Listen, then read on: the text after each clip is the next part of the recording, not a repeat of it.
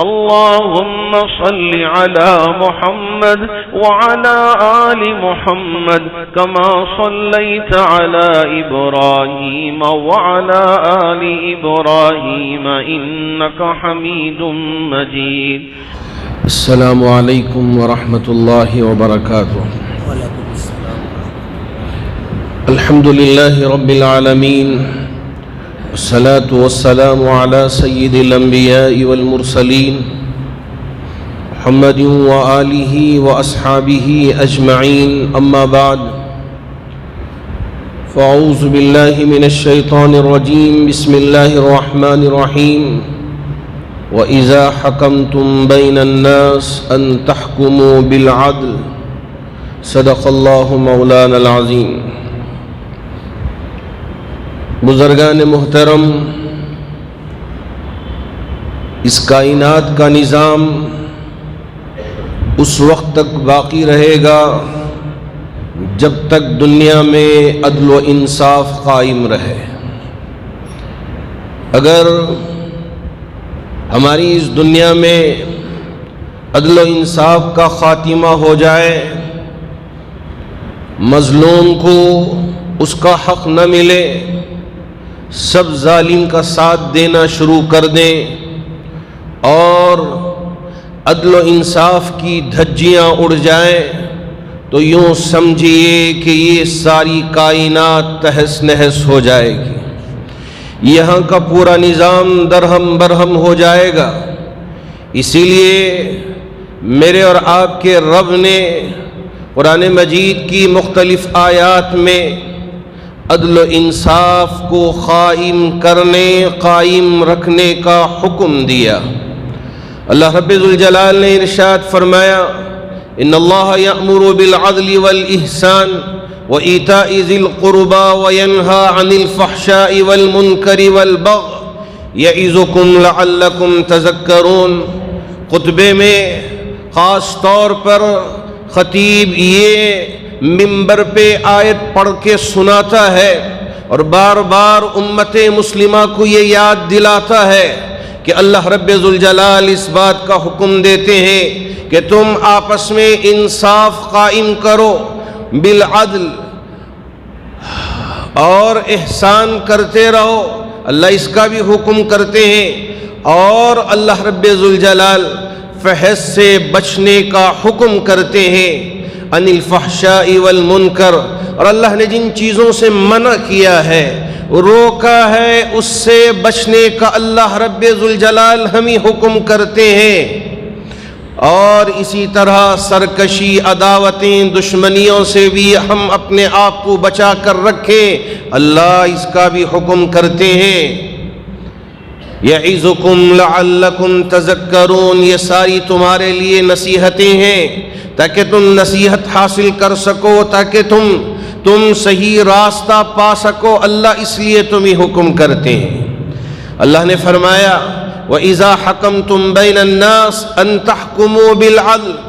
لوگوں کے درمیان میں اگر تم کو اللہ نے حاکم بنایا ہے اور انصاف کرنے کا موقع عطا کیا ہے، تو لوگوں کے درمیان میں انصاف کے ساتھ آپ فیصلہ کیا کرو.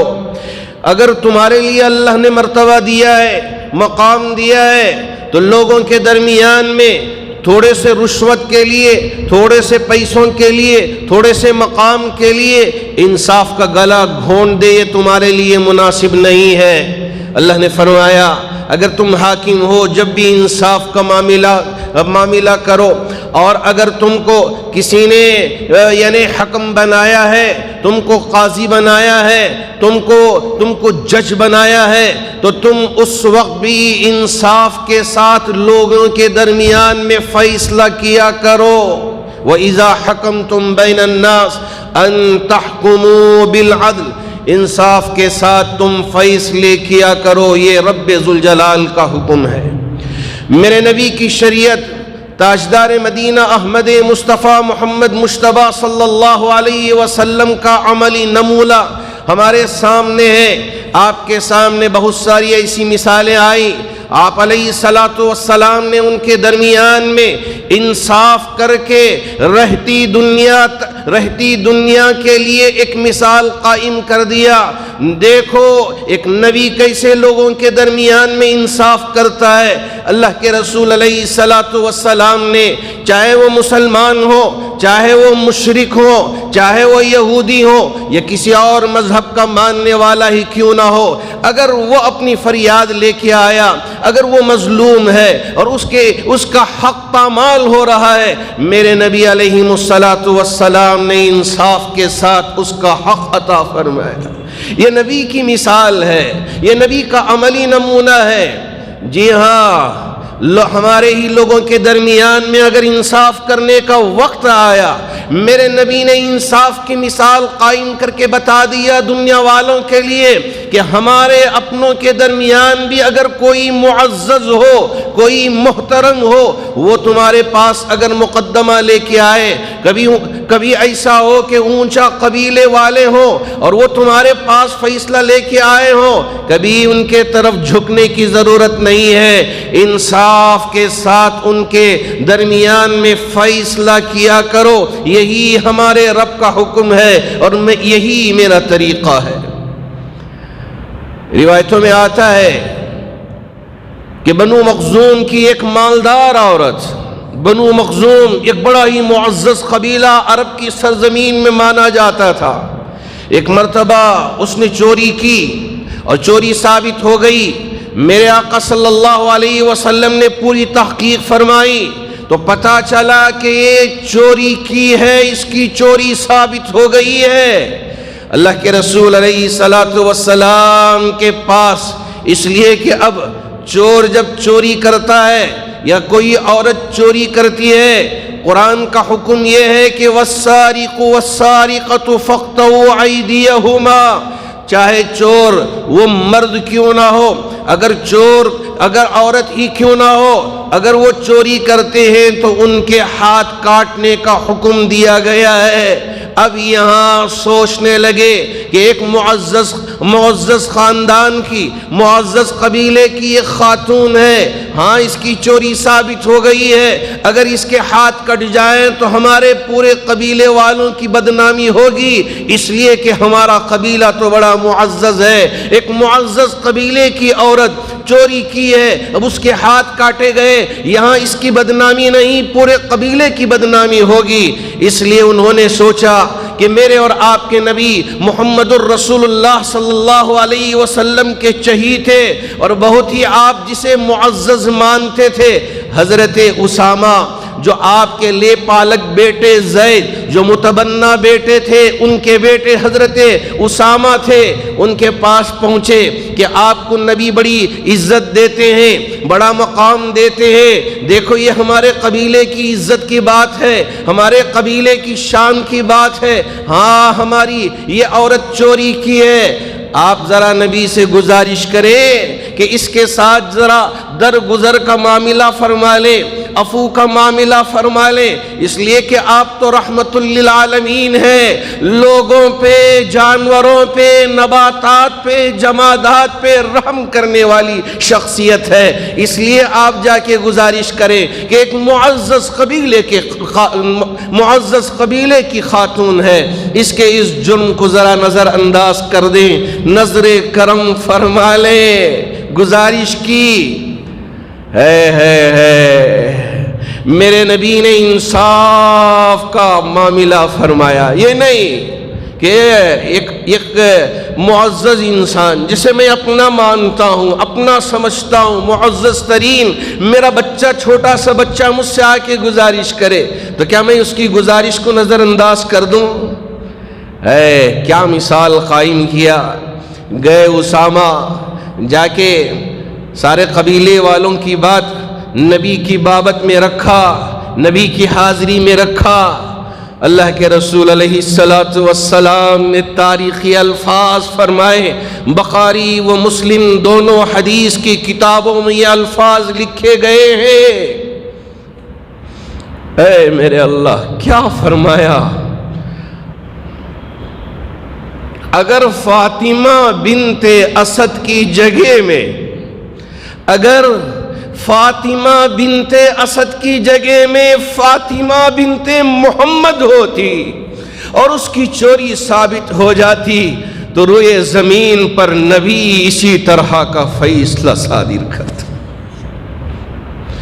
نبی کے ہاتھ کبھی ڈگمگاتے نہیں، نبی کی زبان کبھی لڑکھڑاتی نہیں. فاطمہ بنت اسد کی جگہ میں فاطمہ بنت محمد ہوتی تو نبی کا فیصلہ یہی ہوتا. یہ ہے میرے نبی کے فیصلے. آپ نے ہمیشہ انصاف کا معاملہ فرمایا، مظلوم کا ساتھ دیا، یہی انسانیت کو پیغام دیا. اگر انسانیت کو باقی رکھنا ہے تو عدل و انصاف کو قائم کرو، دنیا باقی رہے گی، انسانیت باقی رہے گی. اگر تم نے انصاف کو رشوت کے حوالے کر دیا اور یہاں الٹے پلٹے فیصلے کرنا شروع کر دیا، یاد رکھو انسانیت ختم ہو جائے گی، دنیا تہس نہس ہو جائے گی. جی ہاں، میرے نبی کے صحابہ جنہوں نے تربیت پائی تھی نبی کی آغوش میں، نبی کی درسگاہ میں، حضرت عبداللہ بن رواحہ ایک صحابی تھے. اللہ کے رسول علیہ السلام نے خیبر کی طرف بھیجا، جا کے دیکھ کے آؤ وہاں کے پھل کتنے ہیں، وہاں کتنے باغات ہیں، وہاں کی فصل کیسی ہے، تاکہ جب یہاں ان کے پاس سے ٹیکس آنے کا وقت آئے تو ہم کو صحیح اندازہ ہو کہ یہ کہیں ٹیکس میں چوری تو نہیں کر رہے ہیں، جو کچھ ان کے ذمے ہے ادا کرنا اس میں کوئی کمی بیشی تو نہیں ہو رہی ہے. حضرت عبداللہ بن رواحہ یہودی جہاں آباد تھے خیبر میں، جہاں ان کے باغ تھے، ان کی فصلیں تھیں، ان کے پھل پھلاریاں تھیں، میرے نبی نے حضرت عبداللہ بن رواحہ رضی اللہ تعالی عنہ کو بھیجا، جاؤ معلوم کر کے آؤ. حضرت عبداللہ بن رواحہ تشریف لے گئے اور دیکھا کہ یہودی آ گئے. معلوم تھا کہ اس مقصد کے لیے آئے ہیں، تو انہوں نے کہا کہ فصل تو اچھی ہوئی ہے، ہم آپ کو ذرا اپنے طرف سے ہدیہ دے دیں گے، آپ ذرا کم فصل بیان کر دیں نبی کی بارگاہ میں تاکہ ہمارے لیے کچھ چھوٹ مل جائے. ہے کیا جواب دیا نبی کے اس شاگرد نے، نبی کے اس صحابی نے کیا جواب دیا؟ جتنی بھی دولت میرے قدموں میں ڈال دو، جتنے بھی پھل پھلاریاں کھجور میرے قدموں میں ڈال دو، مجھے وہ قبول نہیں ہے. میرے نبی کا حکم مجھے عزیز ہے، میرے نبی کا حکم میرے لیے عزیز ہے. رشوت کی ضرورت نہیں ہے. یہ ہوتا ہے سچا مومن، یہ ہوتا ہے سچا پیروکار نبی کا، یہ ہوتا ہے سچا مسلمان کہ جی ہاں اس کے آگے اگر بہت سارے ایسے راستے آ جائیں جن پر چلنے سے دولت کھنچ کے آ سکتی ہے، لیکن وہاں ایمان کا سودا ہو سکتا ہے. یاد رکھیں، اسے اچھی طرح سمجھ کے جائیں. ہم ایمان کا سودا نہیں کریں گے، اپنے ایمان کی حفاظت کریں گے. یہ ہے مسلمان، یہ ہے سچا مومن. کبھی اپنے ایمان کا سودا نہیں کرے گا. لوگ پیشکش کریں گے خوبصورت عورتوں کا، لوگ پیشکش کریں گے خوب مال کا، اور اسی طرح جائیداد کا، دینار کا، دراہم کا، سونے کا، چاندی کا آپ کو آفر ملے گا. لیکن یاد رکھیں کہ ہم مسلمان ہیں. اگر ہم سے یہ پوچھے کہ تمہارے لیے شریعت اہم ہے یا یہ ہے کہ آپ کے لیے تعلیم اہم ہے، یہ کیا سوال ہوا کہ یوں پوچھا گیا کہ آپ کے لیے باپ اصل ہے کہ ماں اصل ہے؟ جی ہاں، ہمارے لیے باپ بھی اصل ہے، ماں بھی اصل ہے. ہم شریعت پہ رہ کر تعلیم حاصل کریں گے، یہی ہمارے لیے انصاف ہے.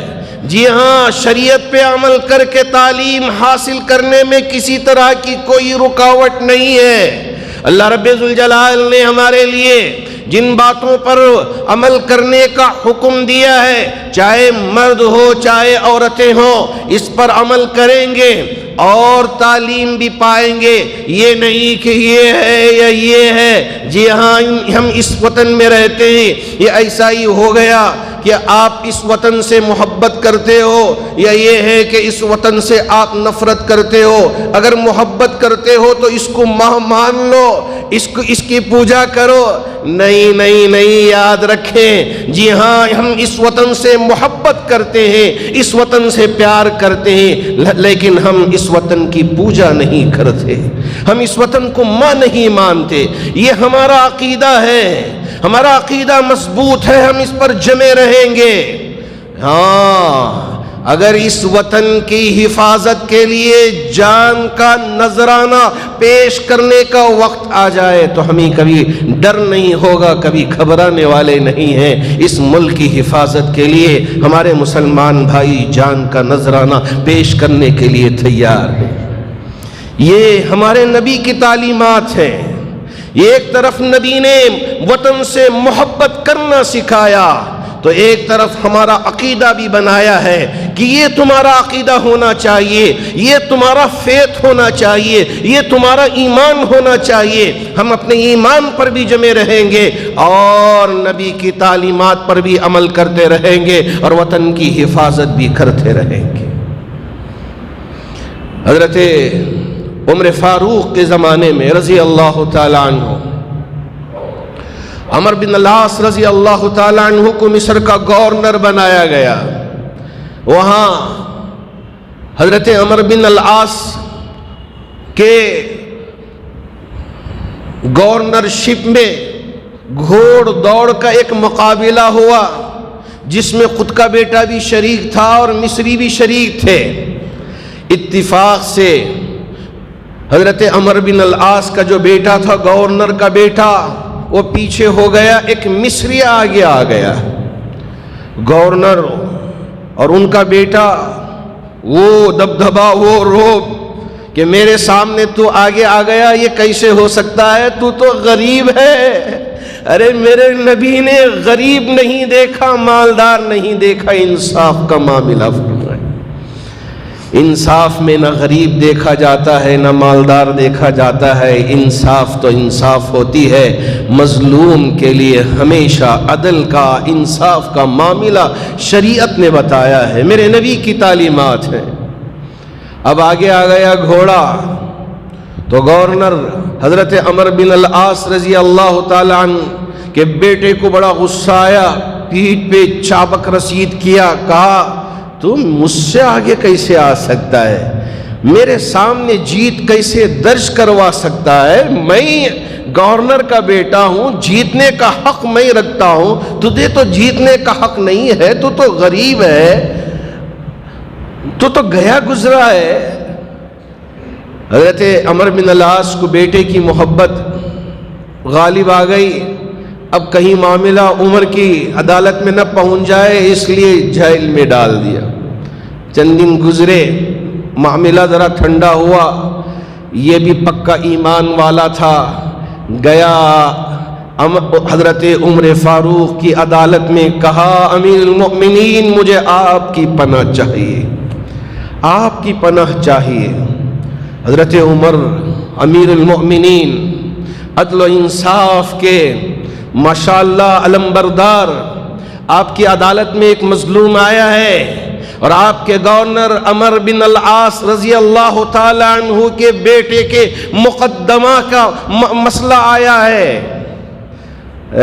حضرت عمر نے کہا حج کا وقت بھی قریب ہے، آپ بھی آپ کا بیٹا بھی حج کے لیے آئے، حج کے بعد ہماری عدالت میں آپ کا فیصلہ ہوگا۔ حضرت عمر بن العاص سے اور ان کے بیٹے سے پوچھا، یہ جو مصری ہے، قبطی ہے، یہ جس بات کی وضاحت کر رہا ہے، جس بات کا بیان کر رہا ہے، کیا اس میں سچائی ہے؟ حضرت عمر بن العاص سچے مومن تھے، سچے مسلمان تھے، نظر نیچے جھک گئی، کہا یہ سچ پر ہے، میرا بیٹا غلطی پہ ہے۔ جب حقیقت سامنے آ گئی،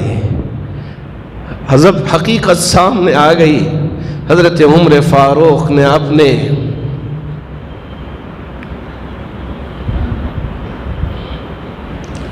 کوڑے کو ہاتھ میں دیا اس قبطی کے مصری کے، کہا جیسا اس نے تیرے پیٹھ پر کوڑے برسائے تھے اسی طرح تو بھی اس کی پیٹھ پہ کوڑے برسا دے۔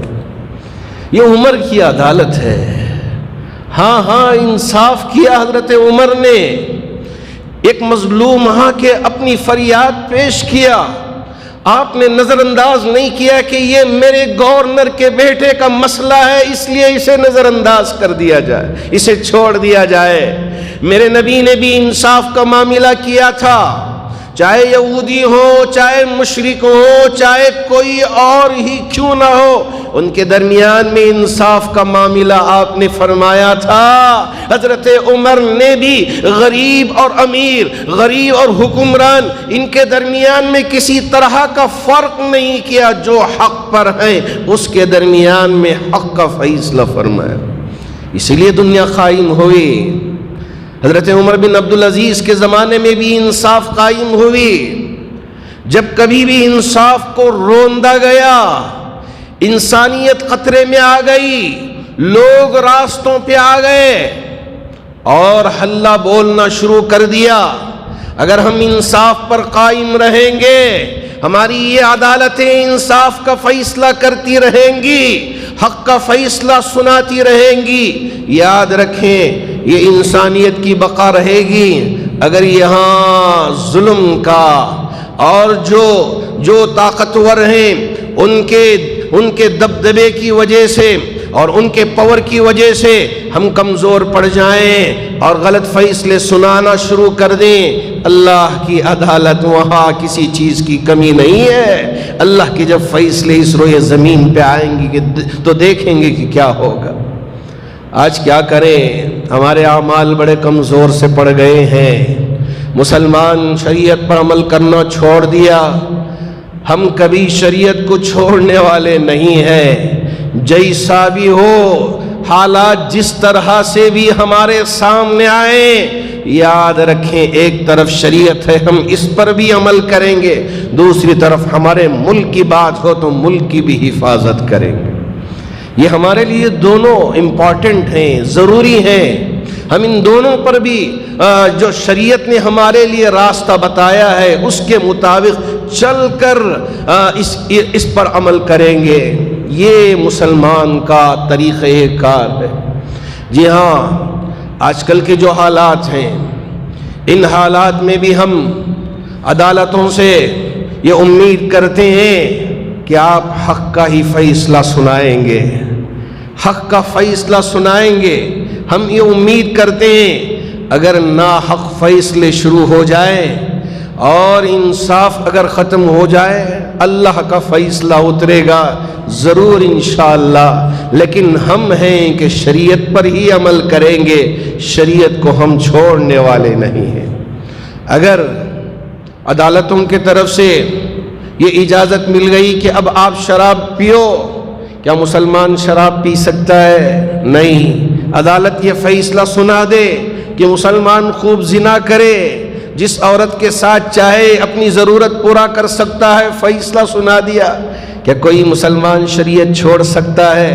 اسی طرح یہ حجاب بھی عورتوں کے لیے ضروری ہے، لازمی ہے۔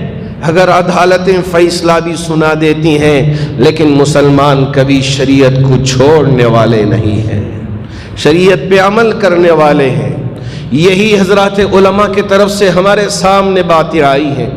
جی ہاں، وقتیہ طور پہ کچھ احکامات عدالت کی طرف سے بتائے گئے، ابھی فیصلہ نہیں ہوا، لیکن ابھی سے ہر طرف غلط طریقے سے مسلمان بچیوں کے حجاب کو لے کر اس پر غلط طریقے سے نگاہیں ڈالا جا رہا ہے، حجاب کو اتارنے کی کوششیں ہو رہی ہیں۔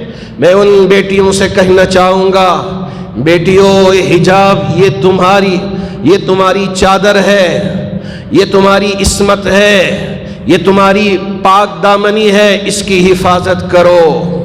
ہاں، ہم سب آپ کے ساتھ ہیں، یہ پورے مسلمان بھائی آپ کے ساتھ ہیں، انشاءاللہ اللہ ہماری ضرور مدد کریں گے۔ ہم میں سے ہر ایک کو شریعت پہ عمل کرنا ہی ہے، ہم کو شریعت چھوڑنا نہیں۔ اللہ رب ذوالجلال ہمارے ان بھائیوں کو صحیح سمجھ دے۔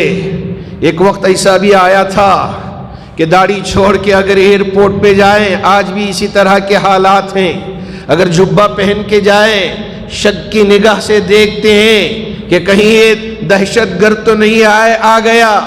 جی ہاں، دیکھنے والوں کو دیکھنے دیجئے، لیکن ہم کبھی اپنی داڑھی کو نہ تو اتارنے والے ہیں، نہ نبی کے طریقے کو چھوڑنے والے ہیں، ہم اس پر ہی عمل کریں گے۔ ہاں، یہ الگ بات ہے، اللہ رب ذوالجلال نے جو شریعت بتائی ہے یہ ہمارے سامنے ہے کہ اگر جان جانے کا خطرہ ہو اور سامنے ناپاک جانور کا گوشت پڑا ہوا ہو، یا یہ ہے کہ خون پڑا ہوا ہو، یا یہ ہے کہ مردار پڑا ہوا ہو، اب شریعت سے یہ سوال ہو رہا ہے مسلمان بھائی کا کیا جان بچانے کے لیے مردار کا گوشت کھا کے اپنی جان بچائی جا سکتی ہے؟ کیا حکم ہے شریعت کا؟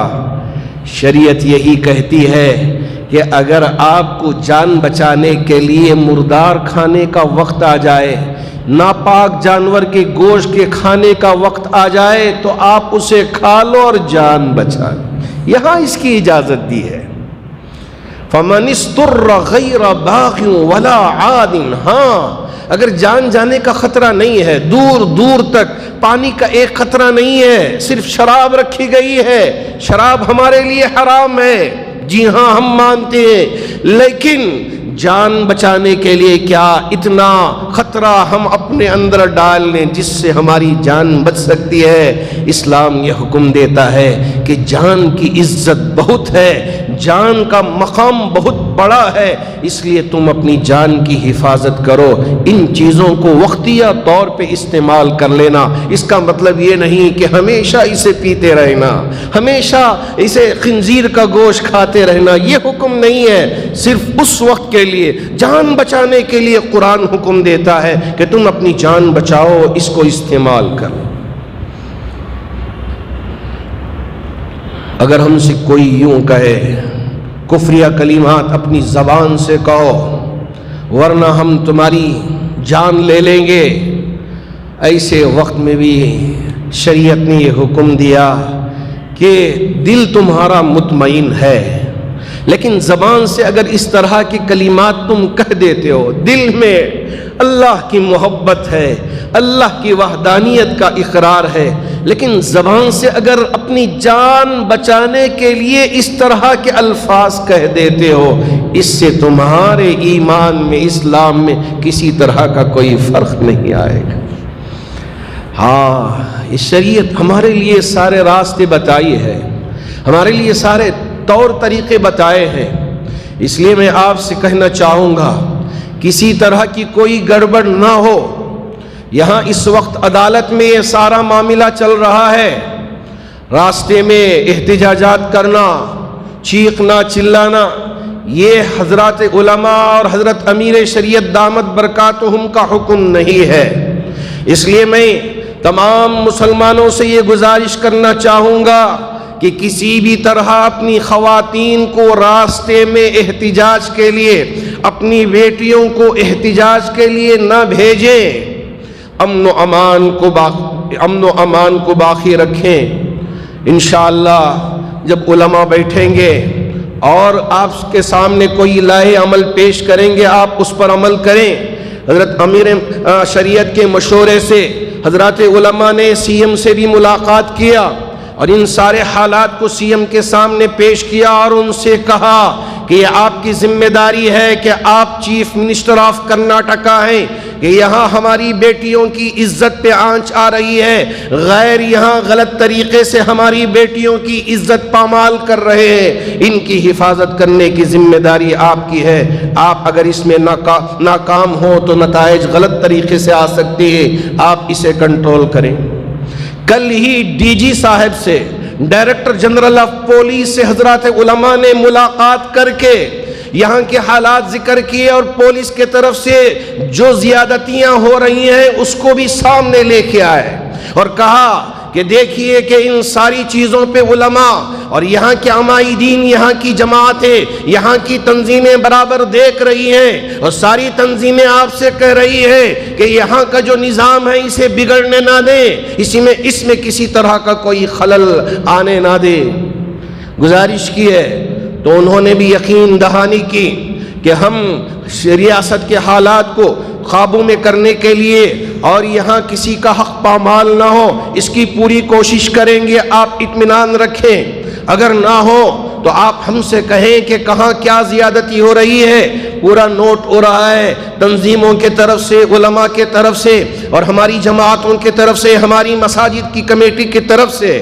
الحمدللہ اس پر پوری محنتیں ہو رہی ہیں، کام ہو رہے ہیں، علماء بھی، حضرت امیر شریعت بھی، جماعتیں بھی کام کر رہی ہیں۔ ہم امید کرتے ہیں کہ انشاءاللہ اللہ رب ذوالجلال حق کا ہی فیصلہ فرمائیں گے اور باطل کا منہ کالا فرمائیں گے۔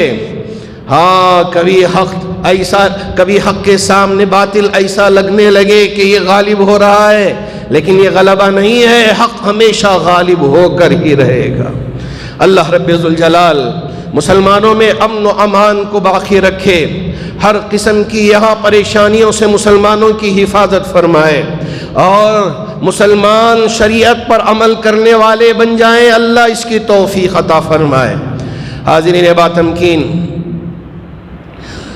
میں آپ سے یہ بھی کہنا چاہوں گا کہ بہت سارے ہمارے بھائی اس بات کی طرف اشارہ کر رہے ہیں، گزارش کر رہے ہیں کہ ہمارے بہت سارے مسلم مینجمنٹ کے اسکولز ہیں، وہاں چونکہ بہت سارے ایسے غریب مسلم ہیں جن کو فیس ادا کرنے کے لیے ممکن نہیں ہے، تو کیا یہ ممکن نہیں کہ ہمارے مالدار احباب آگے آئیں، ٹیچروں کی سالری کی ذمہ داری لے اور ہمارے ان غریب بچوں کو ہمارے ان مسلم مینجمنٹ اسکولوں میں پڑھانے کا انتظام کروائیں؟ کیا یہ ممکن نہیں ہے؟ میں آپ کے سامنے یہ سوال چھوڑتا ہوں، اور جن احباب کو اللہ نے مال دیا ہے یہ وہ احباب غور و فکر کریں، مسلمان اس بارے میں غور و فکر کریں، ایک نتیجے پہ پہنچیں تاکہ ہماری کوئی بچی غربت کی وجہ سے یا ان حالات کی وجہ سے تعلیم سے دور نہ ہو جائے، تعلیم سے محروم نہ رہ جائے۔ اس کی بھی ہم میں سے ہر ایک کو فکر کرنے کی ضرورت ہے۔ اللہ رب ذوالجلال جامع مسجد ٹرسٹ کی جو کوششیں ہو رہی ہیں، اسی لیے جامع مسجد ٹرسٹ نے یہاں ایک نظام قائم کیا ہے تعلیم کا، خاص طور پر مسجد کے ماحول میں ہماری بچیاں زیور تعلیم سے آراستہ ہوں، اس کا انتظام کیا ہے۔ بہت ساری بچیاں یہاں پردے کے ساتھ آ کے، حجاب کے ساتھ آ کے تعلیم پا رہی ہیں اور اخلاق بھی حاصل کر رہی ہیں، شریعت پہ بھی قائم ہیں، تعلیم بھی حاصل کر رہی ہیں۔ یہی مثال ہے پورے عالم کے لیے اور مساجد کے لیے جامع مسجد ٹرسٹ نے جیسی مثال قائم کی ہے، اسی طرح مسجدوں کے اندر بھی اس طرح کا نظام قائم کرنے کی اب وقت کی اہم ترین ضرورت ہے۔ اللہ آپ کے جذبے کو بے انتہا قبول فرمائے۔ جب بھی یہاں سے آپ سے گزارش کی گئی کہ آپ کی حلال کمائی میں سے بن مٹھیاں چادروں میں ڈال کے جائے، بہت سارے ایسے غریب احباب جب وہ اپنے حالات لا کے میرے سامنے ذکر کرتے ہیں، میں اللہ کے گھر میں بیٹھ کے آپ سے کہہ رہا ہوں، میری آنکھوں سے آنسو نکل آتے ہیں کہ یہ محنت مجاہدہ کر کے تھوڑی سی پونجی لا کے جامع مسجد کی اس چادر میں ڈال کے جاتے ہیں تاکہ یہاں کی ضرورتوں میں ان کا تھوڑا سا حصہ لگ جائے۔ کیا جذبہ ہے! آج اسی وجہ سے انسانیت باقی ہے، آج اسی وجہ سے یہ ہمارا نظام چل رہا ہے۔ ہمارے ان بھائیوں کو اللہ بے انتہا قبول فرمائے، اللہ ان کے جذبے کو قبول فرما کر ہماری اولاد و آفاق کی حفاظت فرمائے، جو بیمار ہیں انہیں شفا عطا فرمائے، جو پریشان حال ہیں ان کی پریشانیوں کو دور فرمائے، جو قرض میں مبتلا ہے ان کی قرض کی ادائیگی کی شکلیں و صورتیں پیدا فرمائے، جو مرحومین دنیا سے رخصت ہو چکے ہیں تمام مرحومین کی بھرپور مغفرت فرمائے۔ آمین۔ وآخر دعوانا ان الحمدللہ رب العالمین۔